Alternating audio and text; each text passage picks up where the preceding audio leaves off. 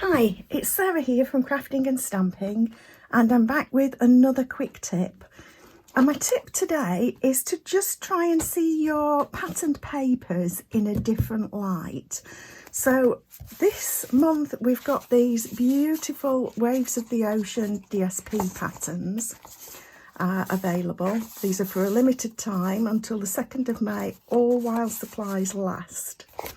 And they've got lots of different colours. We've got some beautiful blues for sure for the ocean, but there's also some beautiful yellows, calypso, petal pink in there, and even a few brighter greens, a little bit of I think it might be granny apple, I could be wrong on that, I'll check on that.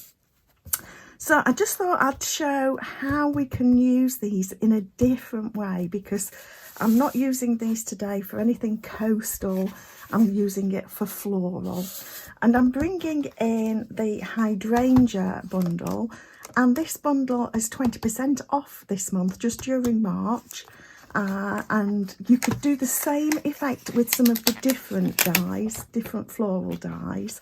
What I've done is pick this one out because I like the fact that we've got an outline, flower head and flower leaves. Now what you need to do is just have a little play around. I've cut my pieces into 6x6 because that just helps me manage them.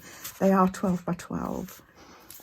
But what I'm going to do is just have a little look at what I could use, and I could go for some of these bright greens for my leaves. They will fit, that would work. Or I could go even for some of these sort of more, it's actually coastal cabana or pool party, one or the other, I'd have to check. But I think I might go with that sort of more minty green. And then for the flower head, I'm going to go with something that's a little bit more petal pink. And what you can do is just place your flower head over to have a little look. Now what I'm going to do is die cut. I've already die cut the solid flower head from some calypso coral. And then I'm going to use the very detailed floral die that cuts out each individual flower petal head. I'm going to do that from the patterned paper. Then I'm going to reverse it for the actual leaves. I'm going to die cut the leaves out of the patterned paper, the solid leaves, and then I've die cut out of just jade the detailed leaves, and I've put adhesive, self-adhesive paper on the back so that we can make that into a sticker. I'm not going to do that with the flower head, because of the fact that these are all individual die cut petals. But if you were using a different set of dies, maybe these hand penned ones for example, then you might want to go slightly different. That's going to cut out your outline, but there's going to be a slight shadow around, so you need to decide whether you want to cut that out of pattern paper or not. And then you'd be jigsaw piecing the flower heads and the leaves if you wanted to. So just another option. So I will show you, I've put this to one side, I'll show you, I've already picked out what I'm wanting to use. So I'm going to die cut my leaves down here from this, and I'm going to just rough cut. I want a bit of variation. So I'm taking some of the more solid print and some of the variegated print. And with this one, I want the flower head actually out of this portion here. And I'm just going to cut around these roughly. It just makes it a little bit easier to pop the paper through the die cutting machine. And of course we've got 20% off the mini cut and emboss this month, but I have got the large one. This is what I use. So, but these dies will go through the mini, that's why they're in the offer this month.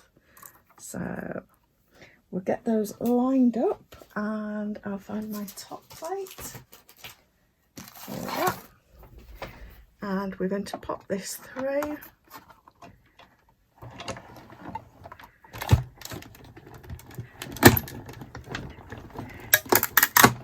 Like that.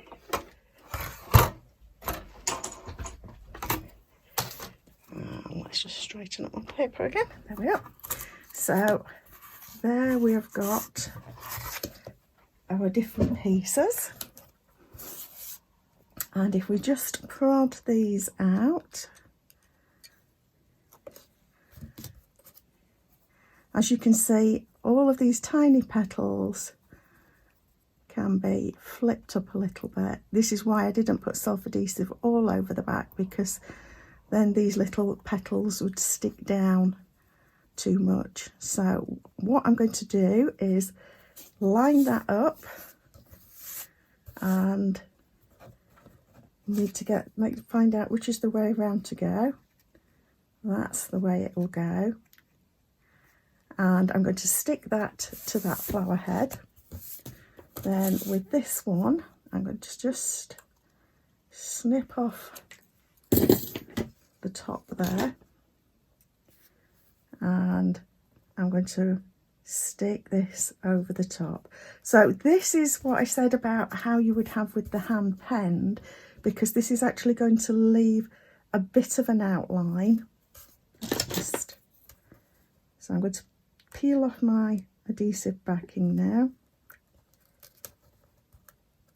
trying to keep my fingers away from the edges.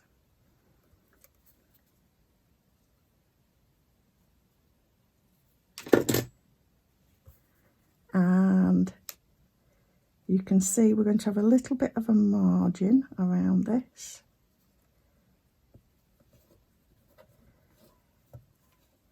And I just need to nudge that over there a little bit.